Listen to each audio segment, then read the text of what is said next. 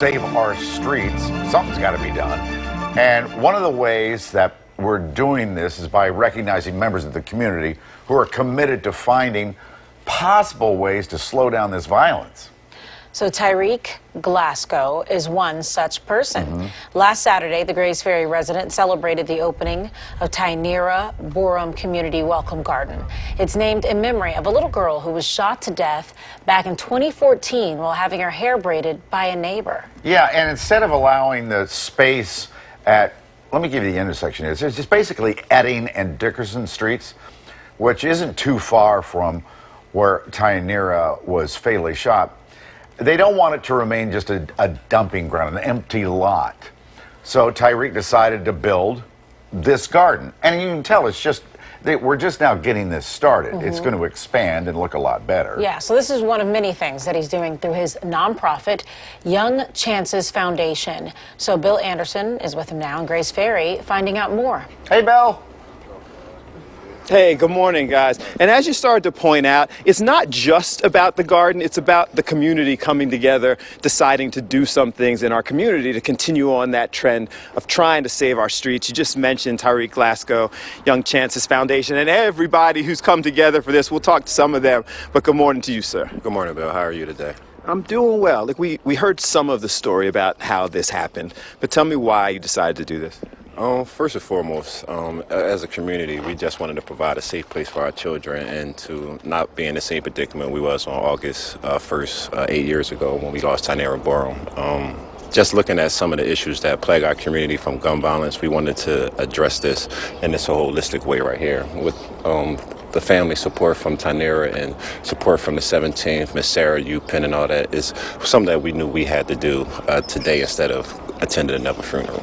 Why is it so important? Because the garden itself, obviously, is significant. But the community coming together to do this type of thing, I think it's equally significant. Yeah, we wanted to get rid of those stereotypes that we don't come together, that we don't want best for our community, that we don't want our kids to be in a safe place. And this is just a small stepping stone. We have our community engagement center, but we also have the police department, our elected officials, and community members alike that want the same initiative done throughout the whole city. So, Ms. Borum, thank you for getting up this morning with us. No problem. And offering your support for this. But tell me why this is significant to kind of change the memory. It's significant to me because, it's a memory. It's keeping her memory alive. And also the children have other things to do out here far as with them playing in the garden and making it pretty for them. And still in honor of Tynirah at the same time. So it happened not too far from here. This is your community. Yes. Now, how has the community responded to all of this? They responded pretty well to it. It's a lot of people that's been coming to help, and the children been here. People walking by, coming to say things in honor of her. They like it also.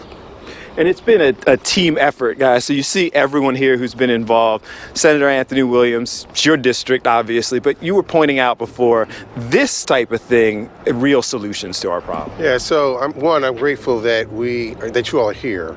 So that sometimes the stereotypes that we all see about Philadelphia and communities, particularly black and brown folks, that we're violent, we don't care about one another. The majority of people who live here are peaceful, and frankly we just need to enforce that through our policies. And what I mentioned off air was that we study this a lot. We need to stop studying it and more invest it so that community groups like this and families like that and all the collection of neighborhoods can feel that we are investing in them, and that the generation that unfortunately is caught up in this will see the change because we believe in them. And once we make that human connection, the reality is that we can turn the level of violence around in the city of Philadelphia. We can turn it around across this country. You were saying during the break that one of the important things is elected officials have to be involved, but this was more about you supporting the community's ideas rather than taking the lead in this case. So, there's this perception or belief that passing a law or doing a policy or giving money is going to necessarily fix the culture of violence that we have in this country, and certainly in Philadelphia, and it's not. What it will do is assist and support, and that's our responsibility as elected officials, to be sensitive enough to listen. But the reality is, when I was a kid, when you were a kid, all of us, we grew up with adults caring about us, and that's what this means. I mean, to have this composed mom out here supporting us supporting that child's memory is extraordinary. And so that's the underlining of public policy. It's what people really believe in and feel is the most important thing. We gotta leave it there, but people can get involved with Young Chances Foundation if they want to come out and participate. All of these folks are making this happen, guys. You can find them on social media, online, and you invite everybody to participate. Any and everybody.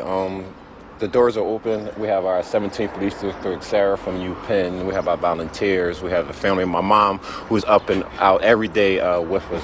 Our mentor, Terry Carpenter, who passed away, who was getting his block renamed, he said, you keep what you have by giving it away. And this is one of the things. We want to stay blessed in our community, and the only way that we do that is by blessing others. And we can only do it with the help and support of everybody that come out and help us together. This is our 10-year anniversary, and we would not be able to do any other day without the support of everybody out here. We thank you all. Guys, this is what we continue to talk about. We have to listen to the community, come out in the community, right, because these are where the solutions are if we're going to try to save our streets. Listen, yeah, we want to listen to anybody who has some idea. Hey, Bill, real quickly, how does the garden work? Who gets to use those plots there? Okay, so they wanted to know, Mike was asking, how does this actually work? So who gets to use the plots if they want to come out and participate in the garden? So the plots we are set up by Miss Sarah and Addie back there. We donated 3 of them to the community, but 2 of them are going to go to the senior home and 1 to the school. Brigham Child Learning Academy is around the school, around the corner, where accepts children 6 weeks to 12 years of age. And it's really for them to have ownership of something positive in the community, for it's not just a memorial, but it's also a growth spurt, so they can see the things that happen in their life over time. We understand that poverty did not happen overnight, and we understand that the change is not going to happen overnight too. Yeah. So this is a symbolic measure of us seeing the plants grow, but also the life grow too. So maybe they'll plant vegetables or something like that, Bill?